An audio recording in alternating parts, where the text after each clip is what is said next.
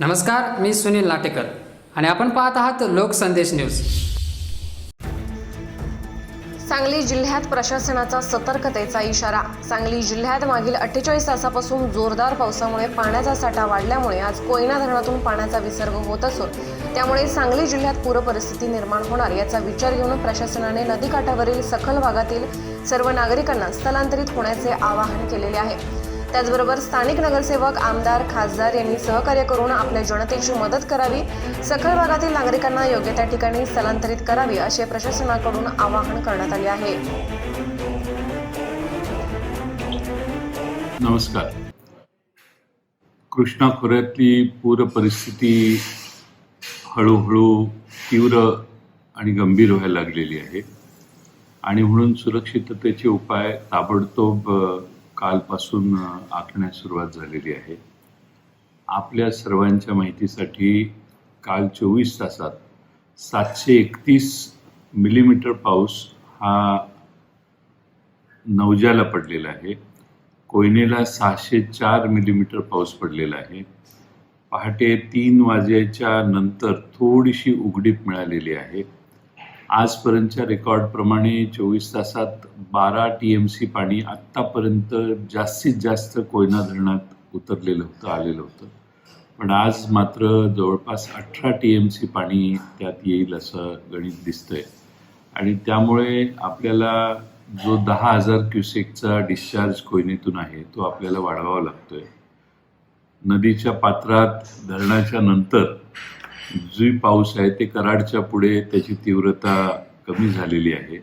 अपेक्षा ही आहे की आपल्याला थोडीशी सवलत निसर्ग देईल, परंतु काळजी म्हणून आपण कोणत्याही परिस्थितीत जी नेहमी संकटात असणारी गावं आहेत त्या गावांना आपण माझे आव्हान आहे की आपण सुरक्षित स्थळी जनावरं आणि आपल्याबरोबरची सगळी मुलं बाळं आणि अत्यंत आवश्यक असणारी जी काही उपयोगी वस्तू असतील त्या घेऊन आपण स्थलांतर केलं पाहिजे।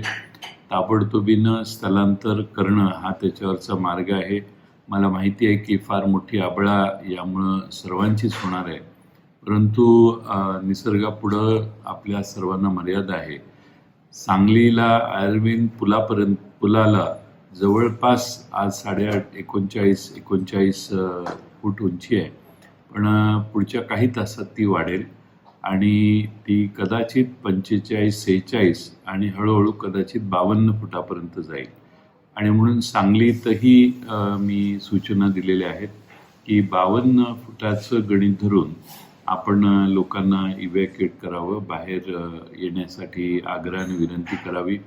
माझं लोकप्रतिनिधींना, सर्व सरपंचांना, सर्व नगरसेवकांना आणि सरकारी प्रशासकीय यंत्रणेला आग्रहाची विनंती आहे की आपण ताबडतोब या सर्वाची गणित लक्षात घेऊन ताबडतोब हालचालीला सुरुवात करावी।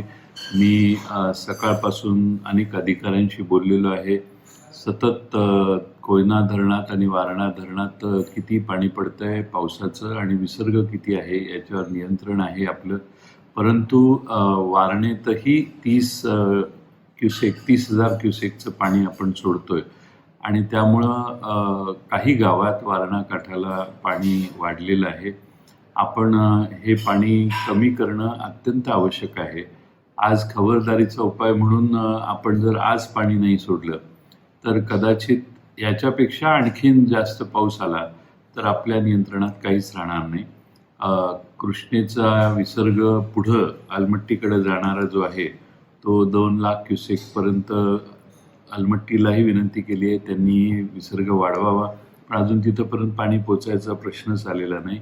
आपल्या राजापूर बॅरेजमधून बंधाऱ्यातून पाणी पुढं जात असताना आपल्याला या सर्व काळजी घेणं आवश्यक आहे। कर्नाटकशी आपला संपर्क आहे, त्यांचा आणि आपला संपर्क जरी असला तरी महाराष्ट्रात धरणाच्या आत आणि धरणाच्या बाहेर फार प्रचंड पाऊस पडलेला आहे।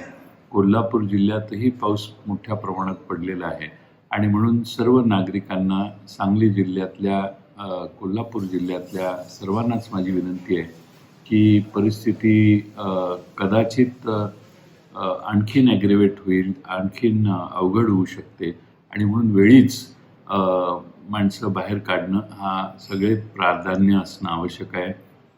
माझी आपणाला विनंती आहे, शिरगावसारखं वाळवे तालुक्यातलं नदीच्या पलीकडचं गाव पूर्णपणाने वेढलं गेले, माणसं बाहेर निघू शकत नाहीत आणि म्हणून अशा सर्व काठावरच्या गावांना बाहेर काढण्यासाठी सर्व सरकारी यंत्रणा कामाला लागलेली आहे. NDRFची टीम आलेली आहे.